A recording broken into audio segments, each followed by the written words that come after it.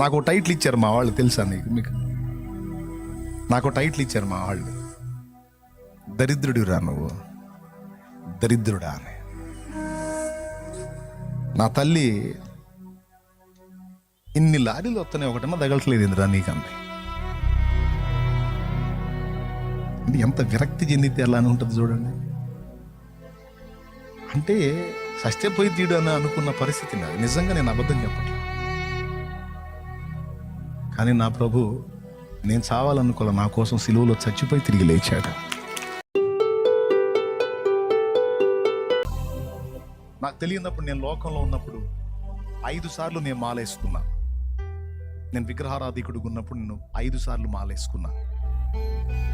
మాలేసుకున్న 41 రోజు నియమనిష్టలతో ఉండేవాడిని. అయిపోయిన తర్వాత నేను మళ్ళీ లోకంలో, మీరు నమ్ముతారో నమ్మరో ఏమని అనుకున్నా పర్వాలేదు, చెప్తున్నాను. ఆ మాల తీసి నదిలో విసిరిన తరువాత కిరాణా కొట్టు దగ్గరికి, పక్కన బడ్డీ కొట్టు దగ్గరికి వెళ్ళి వెంటనే పెట్టె సిగరెట్లు తీసుకునేవాడిని. ఎందుకంటే 41 రోజు దీన్ని ఆపాను అని. అది నిజమైన మారు మనసు కాదు. మళ్ళా నేను మొదలుపెట్టి సంవత్సరం అంతా చేసేవాడిని, నా ఇష్టం వచ్చినట్టు. మళ్ళా ఇట్లా టైంలో మాలేసుకునేవాడిని. ఇట్లా 5 సార్లు చేశాను నేను. ఇదిగో నా అరచేయి, మీకు వీడియోలో అయితే కనపడిద్ది. నా అరచేతిలో ఇదిగో చూడండి, కర్పూరం ముట్టించి కాల్చుకున్నాను నేను.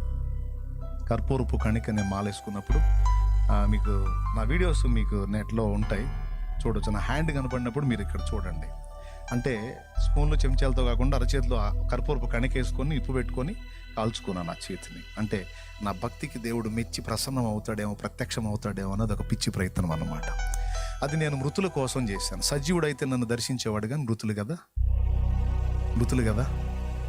నా చేతితో నేనే బొట్టు పెడుతున్నాను, మళ్ళీ నేనే అడుగుతున్నాను కనపడమని. ఎట్లా? మృతులు కనపడరు కదా, సజీవుడు కదా కనపడేది, సజీవుడు కదా కనపడేది. ప్రభు అయిన యేసుక్రీస్తుని తెలుసుకున్న తర్వాత ఒక నిర్ణయానికి వచ్చా. 14 కూటాలకి వెళ్ళాలా, 14 వారాలు చర్చికి వెళ్ళాలా, 14 ప్రసంగాలు నేను వినలా. 4 టైమ్స్, 4 సార్లు నేను దేవుని సన్నిధికి వెళ్ళటం జరిగింది. 5వసారి ఇలాంటి కూటం ఏర్పాటు చేసి పిలిచారు. రండి, మీ పాపాలు కడిగేసుకొని క్రొత్త జన్మ అనుభవంలోకి రావాలనుకున్నోళ్ళు, కదిలే దేవాలయంగా మారాలనుకున్నోళ్ళు రండి, దేవుడు మిమ్మల్ని పిలుస్తున్నాడు, మీ పాపాలు కడుగుతాడు, ఇక మీ జీవితాన్ని ప్రభు చేతికి అప్పగించండి. నేను నా లైఫ్లో నేను చేసిన 2 అద్భుతమైన పనులు. మొట్టమొదటిది, నిజమైన దేవుణ్ణి తెలుసుకొని ఆయన మాట విని వెంటనే రక్షింపబడటం. అది మొదటి టర్నింగ్ పాయింట్ అయితే, రెండవది, నా దేవుడు సేవకు పిలిచిన వెంటనే విధేయత చూపి లోబడి సేవకు రావటం.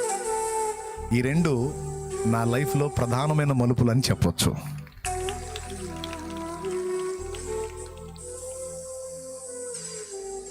నాకు టైటిల్ ఇచ్చారు మా వాళ్ళు, తెలుసా మీకు? నాకు టైటిల్ ఇచ్చారు మా వాళ్ళు, దరిద్రుడిరా నువ్వు, దరిద్రుడా అని. నా తల్లి ఇన్ని లారీలు వస్తున్నాయి, ఒకటన్నా తగలట్లేదు ఇందిరా నీకంది. అంటే ఎంత విరక్తి చెందితే ఎలా అని ఉంటుంది చూడండి. అంటే సత్యపోయి తీడు అని అనుకున్న పరిస్థితి నాది. నిజంగా నేను అబద్ధం చెప్పట్లేదు.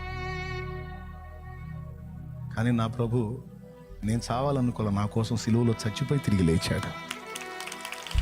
కన్న తల్లికి విసుగుబుట్టి చావాలరా నువ్వు అన్న పరిస్థితి అని నా యేసయ్య నన్ను బ్రతకాలనుకో. నా పాపాలన్నీ ఆయన రక్తంలో కడిగేసి నా జీవితాన్ని చరితార్థంగా మార్చాడు. చిన్న